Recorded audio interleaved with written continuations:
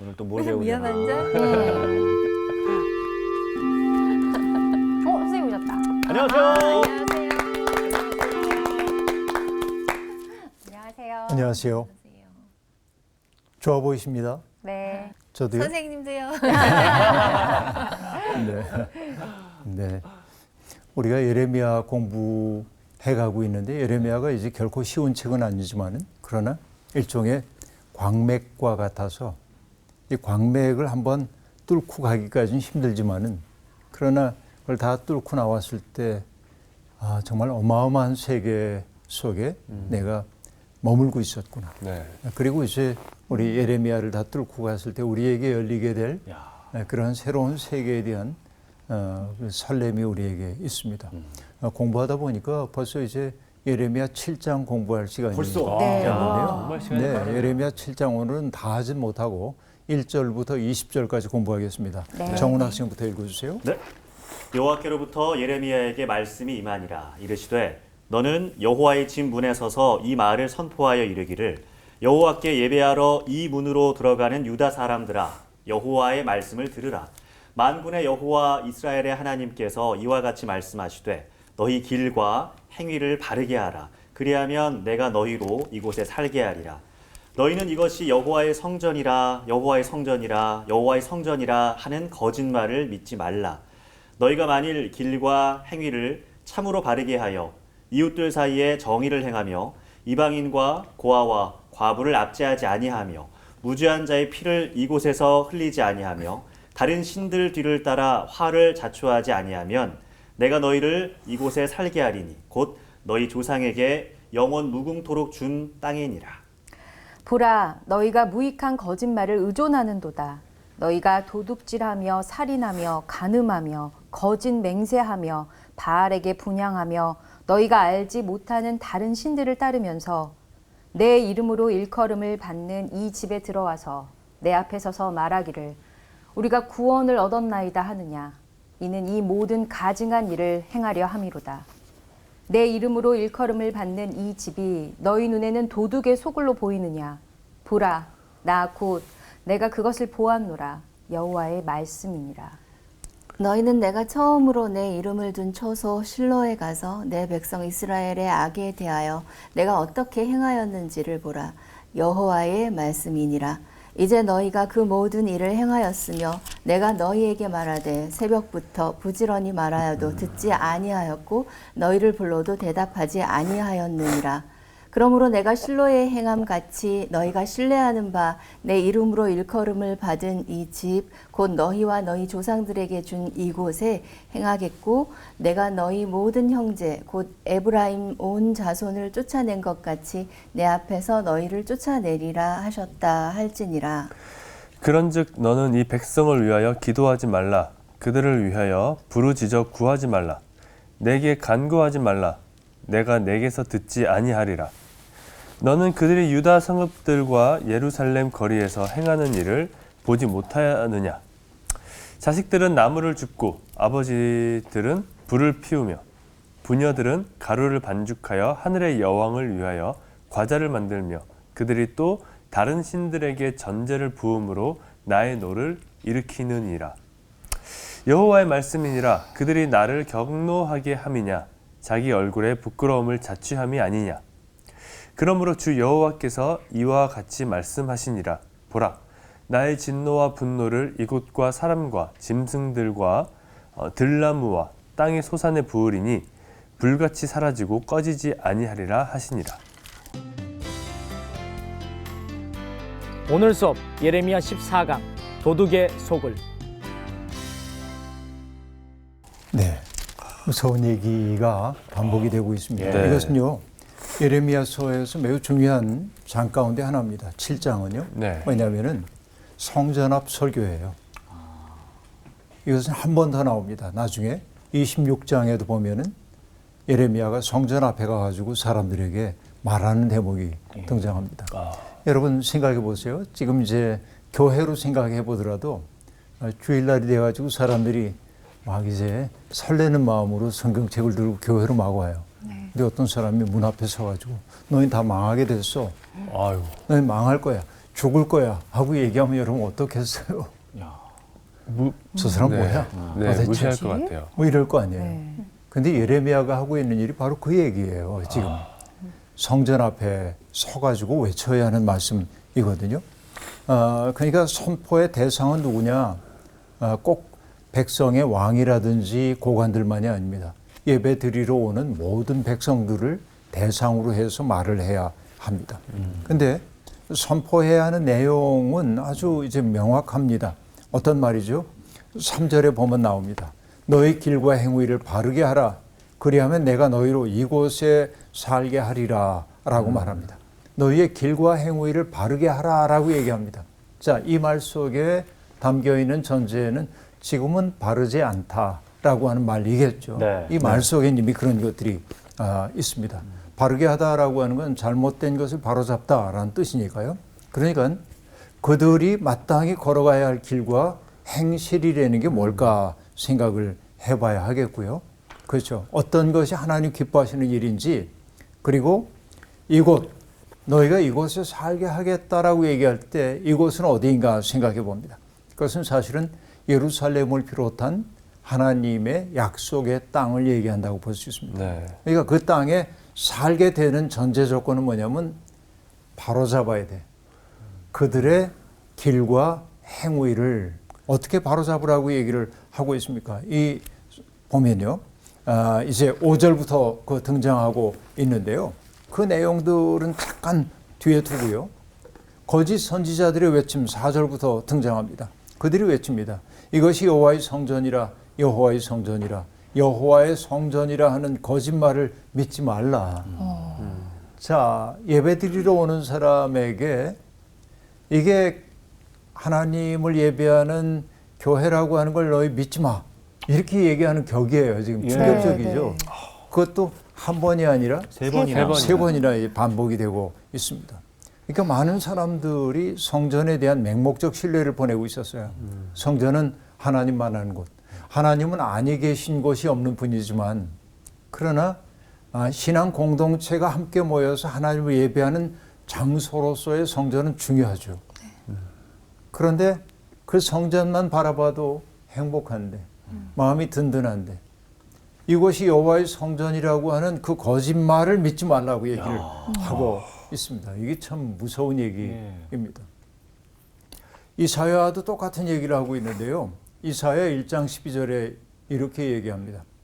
너희가 내 앞에 보이러 오니 이것을 누가 너희에게 요구하였느냐? 내 마당만 밟을 뿐이니라. 그렇게 말합니다. 성경에서 이거 굉장히 강력한 대목입니다. 나는 평생 교회를 다녔는데 예언자가 하는 얘기는 뭐냐면, 예언자를 통해 하나님 하신 말씀이 너는 한 번도 예배 드린 적이 없어. 내 마당만 밟았지. 그 얘기예요. 이거 무서운 얘기이죠. 네. 그러니까 여러분 보면요. 일평생 교회를 다녀서 내가 이 교회 다닌 지 몇 년이야. 이게 이제 자랑스러워 할 수도 있습니다. 그러나 연수의 자랑은 허망해요. 그러니까 하나님이 하신 말씀은 뭐냐? 내 마당만 밟았을 뿐이다. 왜냐하면 내 속 사람이 새로워지지 않으면 마당만 밟은 거죠. 그렇죠. 이 그 존 웨슬리가 들려주고 있는 이야기 가운데 거의 기독교인, 거의 기독교. 이야. 이 almost야, almost Christian이야. 네. 거의. 그러니까 뭐 누가 봐도 기독교인이에요. 이 사람은 봉사활동도 하고 뭐 다 하는 거예요. 그런데 그가 하는 얘기 거의 기독교인이 아니다. 얼마나 무서운 얘기인지 모릅니다. 네. 그러니까 여기 이사야가 얘기하고 있는 거하고 똑같은 거죠. 내 마당만 밟았다. 결국은 하나님 앞에 오는 까닭은 뭐예요? 내가 깨지고, 옛사람이 내가 깨지고, 그리고 하나님의 말씀이 내 속에 들어와야 하는 거죠. 나의 옛사람이 무너져야만 빛이 들어오는데, 나라고 하는 사람은 강구하게 하나도 안 깨지고 예배당만 그냥 주구장창 다니면 행실은 바뀌지 않고, 그렇죠? 자의식만 높아지는 경우이죠. 그러니까 여기 예레미야는 충격파를 던지는 거예요. 응? 이것이 여호와의 성전이라, 여호와의 성전이라 하는 거짓말 믿지 말아라. 내가 변화되지 않으면 이 건물로서의 성전은 아무 의미 없어. 그런 얘기입니다. 건물이 곧 성전은 아니다.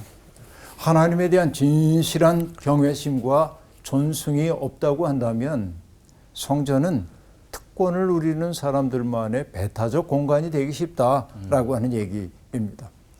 사실 성전이 지어졌을 때 얼마나 감동했을까요? 우리가 열왕기서를 보면은 솔로몬이 네. 하나님 예배하기 위해 성전을 짓고 나서 성전 봉헌 기도를 드리는데 감동적이에요. 하나님 정말 이 온 하늘 다 해도 땅을 다 해도 온 우주를 다 해도 하나님 그 크신 하나님을 다 모실 수가 없는데 하물며 내가 지은 여 집에 우리가 하나님 계셔달라고 하는 거 턱없는 소리인 거 제가 압니다만 그럼에도 불구하고 하나님 예배하기 위해 이걸 만들었으니 하나님 이곳에 오셔서 우리 예배를 받아달라고. 얼마나 감동적이에요. 그러니까 내 인생의 모든 상황 속에서 예를 들면 뭐 고통받을 때, 병들어서 이곳에 올 수 없을 때 그래도 이곳 바라보고 기도하고 좀 들어주세요. 전쟁이 벌어져가지고 내가 전쟁포로가 되어서 원수의 나라에 잡혀갔을 때도 이곳 바라보며 기도하고 좀 들어주세요. 이게 성전이라는 게 얼마나 감동적인지 모르는 거죠. 그렇죠? 네. 오래전에 제가 독일에 갔는데 독일에 가서 이제 예배를 이렇게 드리고 있는데 예배 중간에 종소리가 울리는 거예요. 네. 예배 전에 종쳐야 하는데 그렇죠. 네, 그렇죠. 중간에 종소리가 들려요. 그리고 종소리에 대한 아무 안내도 없어요. 또 한 번 있어요. 그 나중에 제가 독일 분에게 물어봤습니다. 예배를 드리는데 이 종소리가 나던데 그 무슨 소리냐 그러니까 그거는 예배당에 오고 싶지만 부득이 올 수 없는 사람들이 있는데 일을 해야 된다든지 아프다든지 그때 주님 기도를 함께 바치는 시간이야 하는 걸 알려줘서 교회 밖에 있는 사람들도 어디에 있든지 어디에 있든지 주님의 기도를 함께 네. 그리고 성찬을 하는 시간이야 지금 이게 감동이 됐어요. 이렇게 예배당에 온 사람만이 아니라 오지 못한 사람까지도 배려를 하는 거죠. 그렇죠. 우린 지금 종을 치지 못하게 하니까 그렇긴 한데 이게 감동스러운데 성전이 그곳에 있다는 것 그 자체가 얼마나 감동스러운지 모르겠습니다. 그 때문에 성전 신학의 뿌리는 솔로몬의 봉헌기도 속에 있어요. 그러니까 백성들이 곤경에 처할 때마다 이 성전 바라보며 기도한다고 하는 것은 하나님이 나와 함께 계셔. 그 사실 그 자체가 뭐냐? 내 속에 기둥 하나가 들어선 거나 마찬가지예요. 그렇죠? 종종 얘기합니다. 기둥이 바로 서 있으면요. 여기 어간한 무게가 얹혀져도 넘어지지 않습니다. 네. 근데 기둥이 삐뚤음하게 있으면은 조그만 무게에도 넘어질 수밖에 없거든요. 그러니까 믿음이라는 게 뭐냐? 우리의 내면 속에 곧바로 기둥 하나가 사는 것인데 성전이 그 역할을 하기도 한 거예요. 그러니까 정말 중요한 일이라고 볼 수 있겠죠. 성전은 그 이방의 압제자들 때문에 늘 곤경에 시달렸던 이스라엘 사람들의 정체성의 핵심이기도 했습니다. 그 때문에 시편 120편부터 134편까지의 15편의 시의 제목은 뭐냐면 성전에 올라가는 순례자들의 노래. 그러니까 세계에 흩어져 있던 사람들이 성전에 올라가면서 네. 하나님 은혜를 찬미하고 이게 얼마나 기쁜지 모릅니다. 그러니까 이런 경험이 있죠. 내가 환난 가운데 주님께 부르짖었더니 주님이 내게 응답하셨도다. 이게 성전에 올라가는 그 노래의 첫 구절이에요. 내가 환난을 당할 때 부르짖었더니 주님께서 응답해 주셨대. 그리고 134편 마지막 그 성전에 올라가는 노래의 마지막은 뭐라고 끝나냐면 천지를 지으신 여호와께서 시온에서 내게 복을 주실지니라. 이렇게 말합니다. 복으로 끝나요. 그러니까 이 성전은 얼마나 소중한지 모릅니다. 그러니까 우리들도 그렇죠. 제가 이제 그 군목 시절인데 한 병사가 아주 헌신적인 그 봉사를 하고 있었습니다. 근데 나중에 그 병사로부터 이 얘기를 들었습니다. 사실은 제가 처음으로 이 부대에 들어왔을 때 너무 힘들었대요. 죽고 싶었대요. 견딜 수가 없어가지고. 그래서 죽어야겠다. 오늘 내가 이제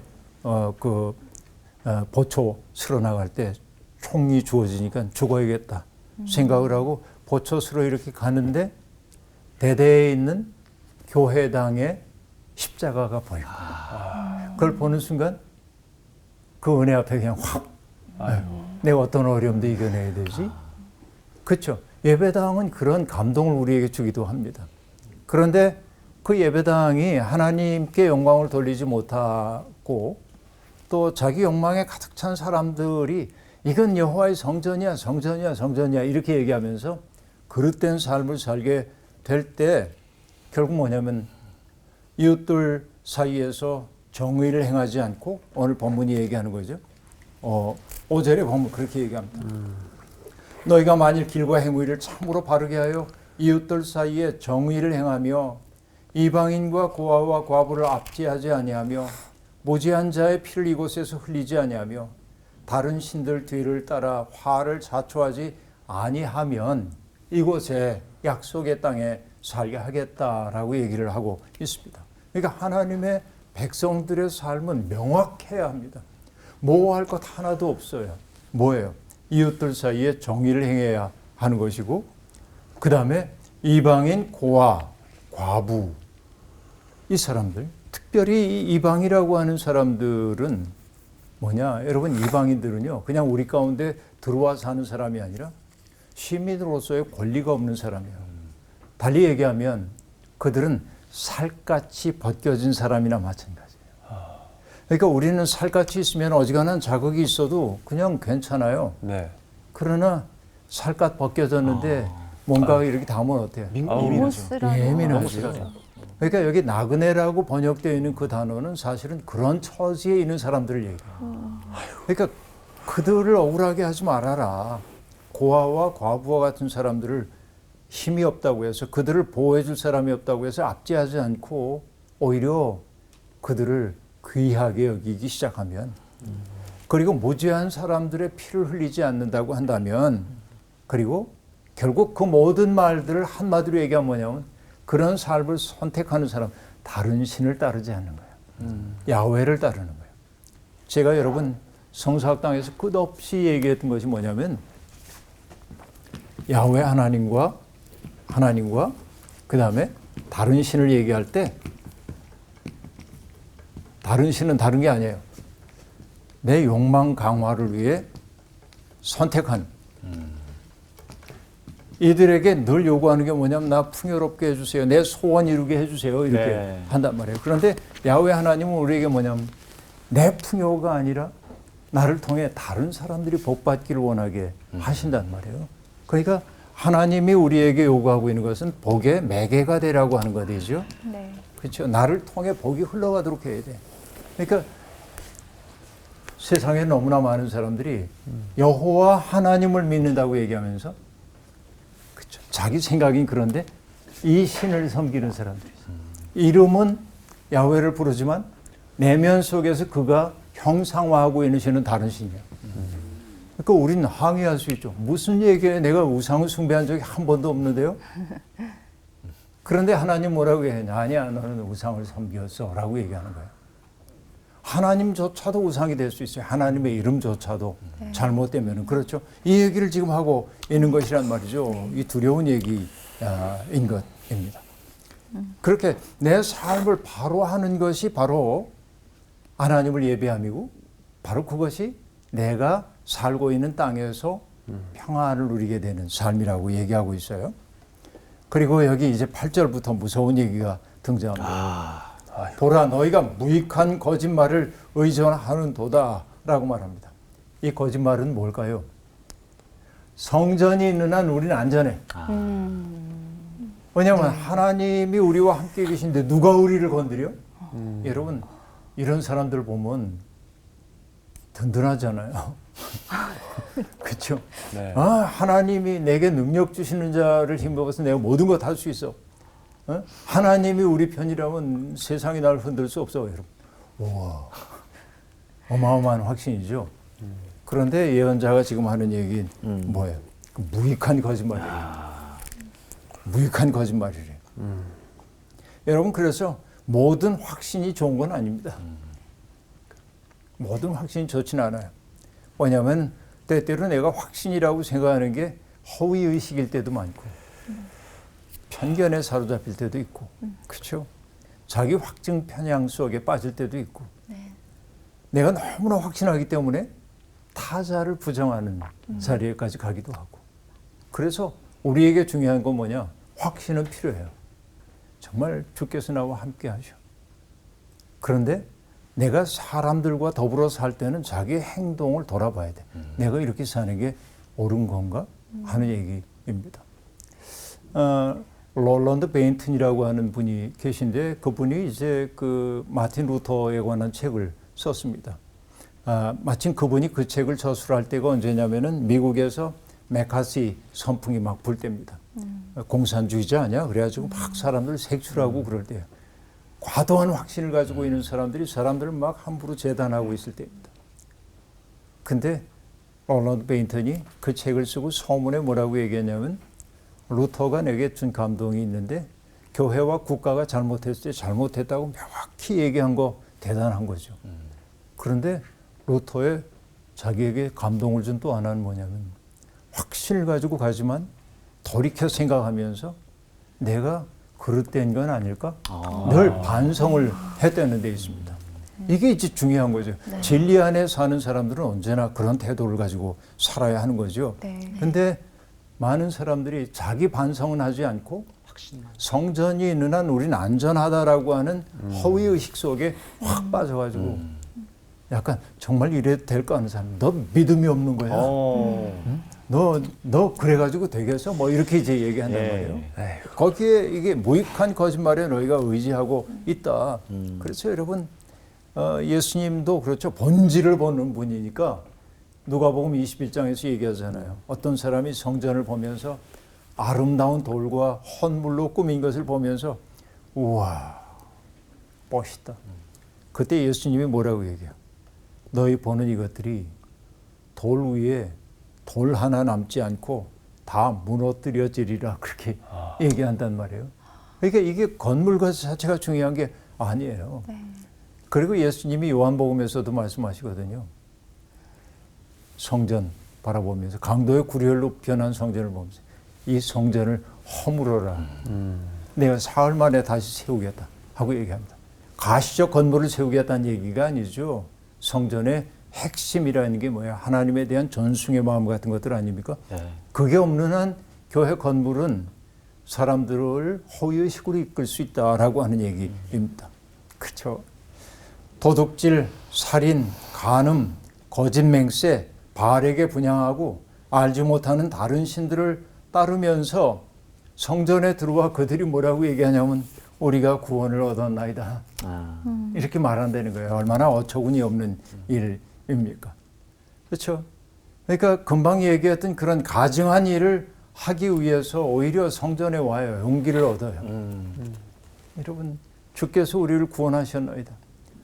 이 주홍빛보다도 붉은 내 죄를 주님의 은혜로 깔끔하게 해주셨습니다. 그러고는 돌아가서 또 똑같은 삶을 반복하는 거예요. 주님, 제가 죄를 지었나이다. 그러나 용서하심이 사유하심이 주께 있은즉 뭐 이렇게 아주 은혜스럽게 얘기하고 돌아가면 똑같은 일을 저지르는 거예요.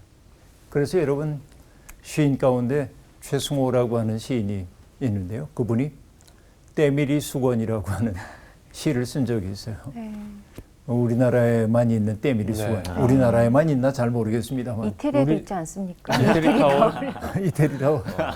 이태리엔 그 타올이 없대요. 네. 근데 때밀이 수건이라는 시인데 이렇게 됩니다. 주일이면 꽁쳐든 속옷 같은 죄들을 안고 멋진 옷차림으로 간편한 세탁기 같은 교회에 속죄하러 몰려가는 양들. 세탁비를 받으라 성직자여. 때밀어 달라고 밀려드는 게으른 양떼에게 말하라. 너희 때를 이젠 너희가 씻고 속옷도 좀 손수 빨아 입으라고. 제 몸 씻을 새 없는 성자들이 불쌍하다. 이거 정말 가슴 아픈 얘기예요. 그러니까 세상에 사는 동안 앞에서 얘기했던 도둑질, 살인, 간음, 거짓 맹세, 다른 신들 따라가고 자기의 욕망을 추종하며 살았으면서 예배당에 와가지고 찬양 아름답게 부르고 하나님께 눈물로 기도하고 우린 구원받았어 라고 얘기하는 사람들, 예레미야가 보기에는 전혀 아니다. 그 얘기. 이 급진적 메시지를 우리들이 알아들어야만 합니다. 심지어 뭐라고 얘기하냐면 성전이라는 게 도둑들의 소굴이 되었다. 그렇죠? 여러분, 예수님이 성전 정화 사건 벌일 때 네, 엎으시고 네. 막. 엎으시고 예, 이제 그랬을 때 만민의 기도하는 집을 너희가 강도의 구렬로 만들었다라고 얘기하는데 바로 여기 예레미야 본문의 말씀을 지금 따르고 있는 거예요. 그렇죠? 네. 예레미야 말씀이 네, 네. 그대로 지금 등장하고 있는 것입니다. 11절에 보면은 내 이름으로 일컬음을 받는 이 집이 너희 눈엔 도둑의 소굴로 보이느냐? 내가 그 속에서 참담한 것을 보았다라고 지금 얘기를 하고 있는 것입니다. 종교적인 가면을 쓴 채 도둑들이 숨어 있다는 거예요. 종교가 사람들을 해방하고 자유롭게 만들긴커녕 오히려 억압의 도구로 변하고 있다는 것이죠. 그래서 여러분, 성전 안에 사람들이 들어오면 맑아지고 자기의 부족함을 깨닫고, 그렇죠? 공감하고 누군가의 고통에, 그리고 저 사람의 눈에서 티끌을 빼겠다고 눈을 부릅뜨는 게 아니라 자기 눈에 들보를 빼내고 그 사람의 티끌보다 그 사람이 드러내 보이지 않지만 감춰진 눈물을 보고, 그리고 다독거려주고 이래야 하는데, 그냥 그 속에서 나는 잘 믿어 할 때 싸늘한 척도를 가지고 사람들을 재기 시작하는 거예요. 이렇게. 그게 저마다 다 허위의식을 가져요. 예수님 당시의 종교가 그렇게 타락해버린 것을 보았기 때문에 주님이 마태복음에서 하신 말씀이 있잖아요. 화 있을진저 외식하는 서기관들과 바리새인들이여, 너희는 교인 한 사람을 얻기 위해 바다와 육지를 두루 다니다가 생기면 너희보다 배나 더 지옥 자식이 되게 하는도다. 이렇게 얘기합니다. 여러분, 이게 예수님이 성전 예배 안 드리는 사람에게 한 얘기예요? 아니요. 아니죠. 가장 하나님 잘 믿는다고 하는 사람들에게 하신 말씀이에요. 그러니까 사람들을 불러가지고 정말 따뜻한 사람, 하나님 경외하는 사람 만들어야 하는데, 이 척도를 가지고 하도 재다 보니까 내 속에 허위의식 생겼어요. 그래서 성정은 이렇게 딱 정나원, 넌 이게 부족하고. 이게 무서운 얘기입니다. 그래서 하는 말씀이에요. 내 이름으로 일컬음을 받는 이 집이 너희 눈엔 도둑의 소굴로 보이느냐? 보라, 내가 그것을 보았노라. 그 속에서 벌어지고 있는 참담한 일들을 보았다라고 얘기합니다. 그러면 결국 성전의 운명은 어떻게 될까요? 그 얘기를 하기 위해 12절부터 15절 얘기를 하고 있는데, 이렇게 얘기합니다. 자, 너희는 내가 처음으로 내 이름을 둔 처소 실로에 가서 내 백성 이스라엘의 악에 대하여 내가 어떻게 행하였는지를 보라. 여러분, 이 보다라고 하는 말이 계속 반복되고 있어요. 왜냐하면 보지 못하고 있기 때문에 그런 건데요. 이 실로라고 하는 건 매우 중요합니다. 베델의 동북쪽에 있는 에브라임 지파의 성읍이에요. 실로는. 네. 그러니까 예루살렘에서 그렇게 멀지는 않아요. 네. 실로라고 하는 곳인데, 여러분 산 이름 들어봤어요? 그 에발산, 그리심산. 네, 그리심. 네. 그리심산 밑에 마을이에요. 여기 실로라고 하는 데가 거기인데요. 실로는 이스라엘 역사에서 정말 중요한 장소입니다. 여호수아가 하나님과 만남의 장소인 회막을 세운 곳도 실로고요. 네. 그렇죠? 그래서 그 회막에다가 하나님의 언약궤를 모셨다. 그러니까 정말 그 성전 이전에 가장 중요한 장소라고 얘기할 수 있겠습니다. 그리고 여호수아가 정복 전쟁을 끝난 다음에 제비를 뽑아서 각 지파에게 땅을 나누어 줄 때도 실로에서 해요. 하나님의 현존 안에서. 상징적인 곳이네요. 네. 굉장히 중요해요. 네. 그리고 거기에 실로 하면 떠오르는 제사장이 있어요. 네. 엘리. 엘리 제사장. 엘리 제사장. 사무엘을. 사무엘. 그렇죠. 사무엘을 이제 하나님의 종으로 키워낸 엘리 제사장입니다. 그러니까 실로는 가장 중요한 성소입니다. 그러나 그 실로에서 사람들이 재구시를 하지 못했을 때, 하나님을 바르게 예배하지 못했을 때, 하나님을 수단으로 삼으려고 했을 때, 블레셋과의 전쟁에서 자꾸 패하니까 언약궤 모시고 나가가지고 하나님 좀 이기게 해주세요. 뭐 이렇게 이제 하나님을 도구로 자꾸만 생각하는 이런 일이 있을 때 결국 어떻게 됩니까?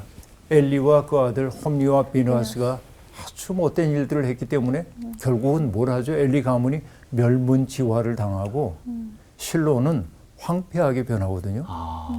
그러니까 제 역할을 하지 못하는 곳은 이전까지는 가장 거룩한 곳이라고 했다 할지라도 하나님은 미련 없이 버리신다. 지금 성전에 예배하러 오고 있는 사람들에게 하는 얘기예요. 와, 무서운 말이다. 진짜. 네. 이 성전 지금 이걸 바라보면서 예. 그대들이 안심하고 있지만은 그러나 이게 실로의 운명을 겪게 될 수도 있다. 너네 얘기야. 너희 얘기야 바로. 예, 경고했지만은 그래도 대답하지 않았기 때문에 그렇다. 그래서 내가 신뢰의 행함 같이 너희가 신뢰하는 바 내 이름으로 일컬음 받는 이 집 여기도 똑같은 일을 행하게 될 거다라고 얘기를 하고 있습니다. 이 신뢰의 함정이 이런 데 있습니다. 신뢰의 함정. 하나님이 우리와 함께 계셔. 하나님이 내 편이신데 뭐 이건 굉장한 믿음이잖아요. 네. 그런데 하나님이 하지 말고 난 너희 몰라. 네. 바른 이해에 근거하지 않은 믿음이 얼마나 위험한가를 보여주고 있어요. 여러분 하나님의 말씀을 들을 때 우리 어떻습니까? 정말 그 어떤 말씀이 내가 원하는 말씀이 선포되면은 은혜 받아요. 네. 그리고 나가면서 목사님 오늘 은혜 받았어요. 그런데 자기의 부끄러운 삶을 상기시키거나 꾸짖는 듯한 말씀을 들으면은 나 들으라고 했지.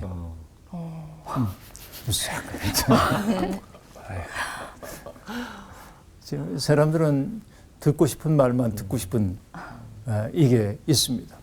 그러니까 자기 편견을 강화시키는 말씀에만 주목할 때가 많이 있습니다.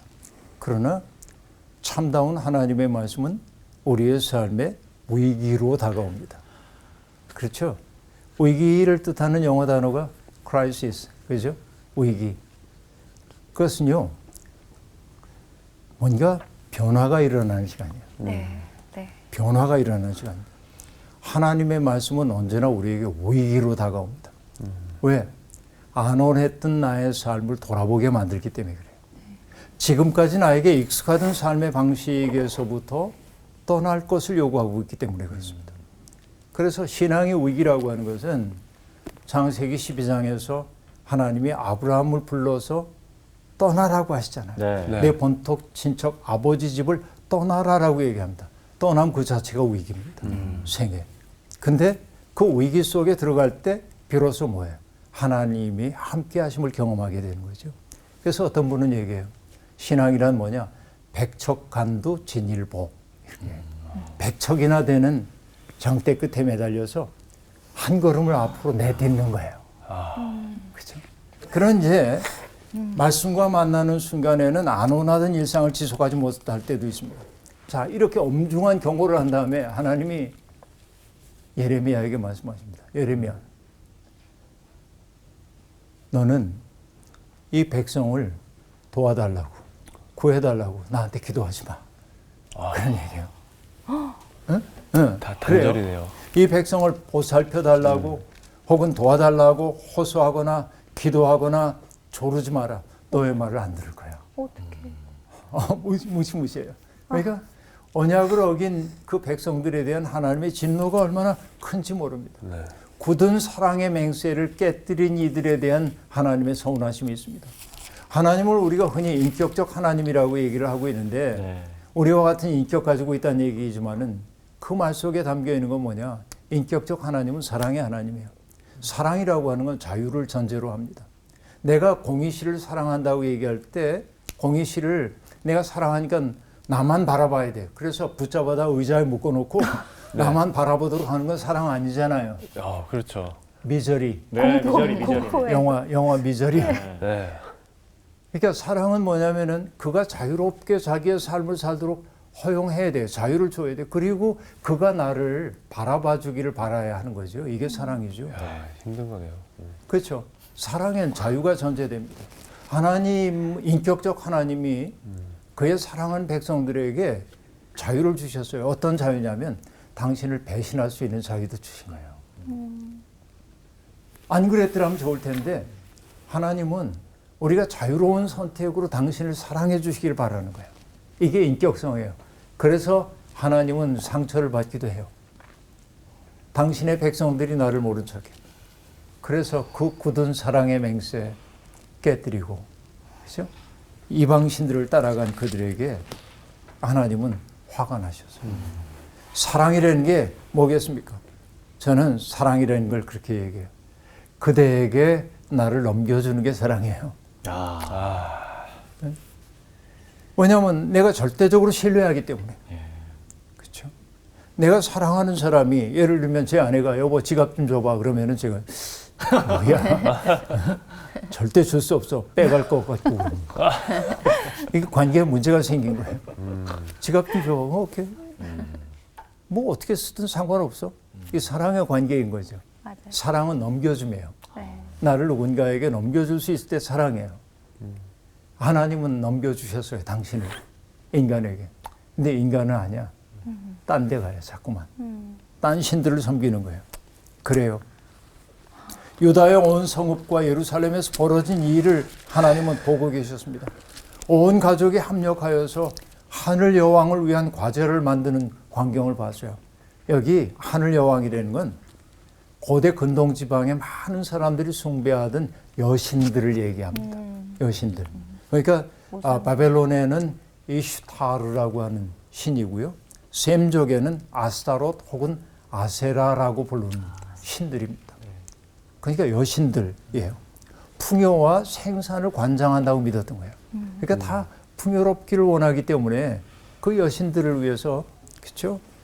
뭐 여기 보면 아주 생생한 이야기가 여기 등장하고 있습니다. 뭐라고 얘기하냐면은 여기 18절 보면 자식들은 나무를 구해오고 아버지들은 불을 피우고 부녀들은 가루를 만족해서 하늘 여왕을 위해서 과자를 만들어. 그리고 다른 신들에게 전제를 붓는다고 얘기를 하고 있습니다. 전제라는 것은 drink offering인데 액체예요. 물로 된 거. 그러니까 술도 있겠고, 그렇죠? 아주 아름다운 음료 같은 것들, 이런 것들을 바치는 거라고 볼 수 있습니다. 결국은 그런 것들이 어떻다고요? 하나님을 경노하게 만들었다. 결국 그런 삶의 선택이 뭐예요? 자기 얼굴에 부끄러움을 자취하는 것이라고 얘기하고 있습니다. 자, 이방신들에게 전제를 바쳤어요. 네. 부어 바치는 제물을 바쳤단 말이에요. 그러자 20절이 무서운 얘기를 합니다. 그러므로 주 여호와께서 이와 같이 말씀하시니라. 보라, 나의 진노와 분노를 이곳과 사람과 짐승과 들나무와 땅의 소산에 부으리니 붓는다. 전제죠, 이게. 네. 그들이 한 그 행위를 돌려주는 거예요, 지금. 그들에게 그렇게 진노와 분노를 부을 텐데 불같이 살라지고 꺼지지 아니하느니라 라고 얘기하고 있습니다. 진노와 분노라고 하는 건 유사한 단어인데 이 두 단어를 병치시킴을 통해서 하나님의 분노가 얼마나 커져 있는지를 보여주고 있습니다. 근데 결국은 우리가 봐야 될 게 뭐냐? 인간들의 죄가 피조 세계에 파괴를 가져온다라고 하는 것이죠. 왜냐하면 여기에 얘기했잖아요. 사람과 짐승과 들나무와 땅의 소산에까지 하나님의 진노가 찾아와요. 이게 성경의 일관된 사고입니다. 인간이 죄를 지으면은 피조물까지도 인간의 죄 때문에 함께 벌을 받게 된다는 것이죠. 그것도 꺼지지 않는 진노 당하게 된다고 얘기합니다. 오늘 우리가 봤던 예레미야 7장에서 하나님이 화가 많이 나셨어요. 네. 그래서 예레미야를 성전 앞으로 보내셔가지고 이곳이 여호와의 성전이라 성전이라 성전이라라고 하는 거짓말 믿지 마. 그렇죠? 이게 우리를 보호해 줄 거라고 믿지 마. 이 건물이 우리를 보호해 주는 게 아니라 이곳에 계신 하나님의 마음을 알아차리고 그 마음 가지고 세상에 나가서 살 때 이 사람들을 얼마나 귀히 여기며 사느냐 하는 것이 진실한 믿음이야. 이거 없을 때 사랑의 관계는 해소된 거고. 그럼 난 화가 날 수밖에 없어. 그런 얘기하고 있죠. 네. 오늘 우리가 정말 신앙생활하고 있는 이들이 명심해야 할 대목이 예레미야 7장에 등장합니다. 야. 오늘 수업 여기서 마칠게요. 여러분 고맙습니다. 감사합니다. 내용이 오늘 좀 세네요. 강하네요. 네. 저는 저 그 almost 크리스찬, 아. 거의 기독교인이 저희들은 어쨌든 연습생이라는 그 과정을 거치잖아요. 근데 그 연습생이 됐을 때 마치 내가 가수가 된 것처럼, 연예인이 된 것처럼 그렇게 행동했을 때 누군가가 저한테 너 아직 연습생이야 라고 연예인병 얘기했을 걸렸니? 때, 뭐 이럴 수. 네, 그럴 때 완전히 그게 많이 무너졌었거든요. 근데 거의 기독교인, 지금도 제가 그렇게 살고 있지 않나라는 생각이 들면서 조금 더 좀 예민하게 좀 체크를 해야겠다라는 생각을 많이 해봤어요. 얼모스트를 떼야 돼 이제. 네, 맞아. 네, 그렇죠. 얼모스트를 떼는 그날까지 네, 가는 거예요. 올 크리스찬이 될 네. 때까지. 네, 올 네. 크리스찬. 올 크리스찬으로. 하시죠. 네. 자, 그럼 또 갑니다 우리. 이번 주 퀴즈입니다. 나병이 치유된 사람이 제사장을 찾아왔을 때 제사장에게 필요한 것이 아닌 것은 무엇인가요? 1. 정결한 새 2마리 2. 우슬초 3. 청색실.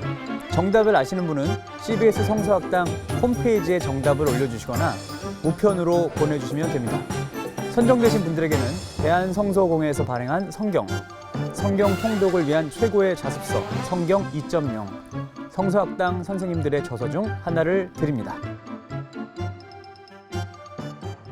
성서학당 퀴즈 정답을 앞으로 이곳에서 받는다면서요. 맞습니다. 예. 바로 카카오 채널로 이제는 보내주시면 됩니다. 그러니까요. 친구 네. 추가하시고 선물 카카오 채널로 받아가시면 되겠습니다. 띵동띵동. 카톡 보내주세요.